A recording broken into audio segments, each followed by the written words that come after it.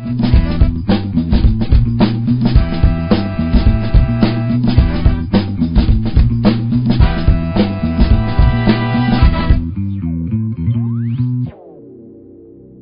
Joseph, juste avant d'attaquer les conditions biomécaniques, pour revenir sur les cas cliniques que tu as présentés avant, une question de John.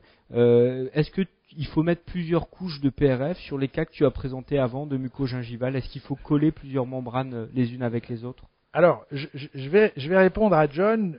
C'est un confrère croate que j'ai rencontré il y a 2 mois à Cracovie en Pologne, et qui m'a dit tu peux pas savoir, plus j'en mets et plus je suis content et plus j'ai de bons résultats. Ben voilà la réponse. C'est-à-dire que plus vous en mettrez et mieux ça marchera. Ben tout simplement parce que vous amenez plus de fibrine, c'est la condition, c'est d'amener de la fibrine, et vous amènerez plus de facteurs de croissance, mais le plus n'est pas dans la quantité, mais vous en amènerez plus avec une libération constante et un gradient stable de facteurs de croissance.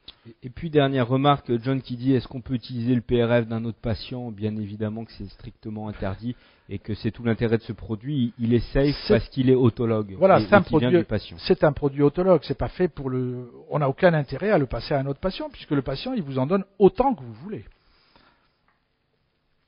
Je te laisse la parole. Joseph. Merci. Alors, on va aborder les conditions biomécaniques. Alors, regardons une greffe autogène, très bien faite, et qu'est-ce qu'on voit? À la réouverture, on a perdu une partie de la greffe. Elle a été rabotée néanmoins, mais on voit bien qu'il y a une résorption. Et en fait, l'idée était de dire, est-ce que cette résorption n'est pas due à une pression associée à la traction de la gencive? Ça, c'est un phénomène nouveau, et tu le sais Antoine, je suis extrêmement curieux de littérature, et je suis tombé sur un article il y a un peu plus de 2 ans, qui est paru dans Nature. Nature, c'est la revue médicale la plus prestigieuse, plus de 30 d'impact factor, comparé à des revues dentaires qui en font 1,5. Et qu'est-ce qu'il disait, Mamoto? Il disait que lorsqu'on exerce beaucoup de pression sur une greffe, on a une vascularisation qui est ce qu'elle est. On va appliquer moins de pression et on va avoir beaucoup plus de vaisseaux. Et si on applique 0 pression, on a une vascularisation extrêmement riche. Et donc, en regardant cet article, on s'est dit, est-ce qu'on ne peut pas transposer cette idée dans la chirurgie pour d'abord expliquer pourquoi ça ne marche pas, pourquoi un biomatériau se résorbe.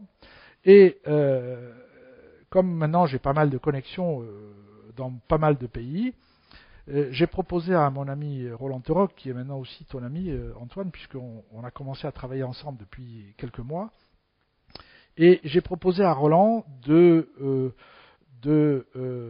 faire de la GBR avec cet esprit de protéger la greffe de la pression de la gencive. Et donc, on va tout de suite commencer sur un patient qui est doublement résorbé à la mandibule. Vous voyez, la mandibule est résorbée bilatéralement. On va tout simplement mettre des vis d'osséosynthèse. Mais la vis d'osséosynthèse, on connaît, c'est ce que les Américains appellent le screw hunting. Mais l'objectif, c'est qu'on savait ce qu'on voulait faire avec ces vis. On voulait tout simplement mettre la gencive à l'écart du comblement. Et donc, on va combler là, c'est avec de l'os allogénique, pur, tout simplement, parce que pour faire ce type de test au départ, il faut prendre le meilleur biomatériau. Du PRF évidemment, du métronidazole évidemment, recouvert par une membrane de type dermique à l'occlusion. Et voilà ce qu'on obtient comme résultat, c'est-à-dire qu'on se rend compte que la reconstruction est extrêmement importante, mais que la résorption de la greffe s'arrête à la tête de la vis. Et donc on va commencer à faire plusieurs cas cliniques, c'est-à-dire sur des mandibules résorbées, on va mettre des vis. Vous voyez, on comble beaucoup plus que la tête de la vis, et quand on réouvre, la résorption s'arrête à la tête de la vis. Et donc, on commence à valider ce concept, à savoir que la pression de la gencive est un facteur extrêmement négatif sur la vascularisation de la greffe. Et si elle est mal vascularisée, le biomatériau va se résorber. Ça, c'est un cas que j'ai reçu il y a quelques jours de mon ami Franck Bellaton, qui, sur un échec de bloc ramique sous-sinusien, Je l'avais croisé chez lui du côté de Ferney-Voltaire et je lui avais montré un petit peu les cas. Il s'est dit je vais faire la même chose, c'est-à-dire qu'il a mis des vis, il a comblé avec un mélange Max-Rap-Cérabone, du PRF évidemment, du métronidazole évidemment, une membrane de type péricarde et il m'envoie ses photos tout content, il me dit regarde c'est magnifique, j'ai une belle greffe, j'ai pu poser mes implants et donc ce concept de réduction de la greffe commence à prendre un petit peu de l'ampleur et on va résumer en disant si j'exerce une pression sur cette greffe, j'empêche la vascularisation et si j'empêche la vascularisation, le biomatériau va disparaître.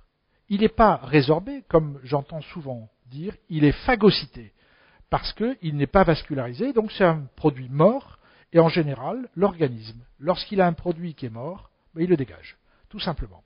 Et comme toujours, les cliniciens et les scientifiques se rejoignent sans exception. C'est toujours comme ça depuis des dizaines d'années. On peut avoir des résultats cliniques, mais il faut quand même des articles qui vont venir valider ce concept clinique. Et comme toujours, des articles vont sortir, et ça c'est l'équipe de Burkle et Goldberg d'Atlanta, qui vont publier 2 articles majeurs en septembre et décembre 2011, et ils vont montrer que dès qu'ils appliquent une pression précoce sur la greffe, la vascularisation est catastrophique, et dans le comblement, on a perdu du biomatériau. A l'inverse, s'ils appliquent la pression beaucoup plus tardivement, entre la 4e et la 8e semaine, on va avoir une vascularisation qui va être 4 fois plus importante et un volume osseux qui est complètement maintenu. Et donc, aujourd'hui, on peut dire que cette pression est un facteur majeur de vascularisation. Et c'est pour ça que, évidemment, derrière...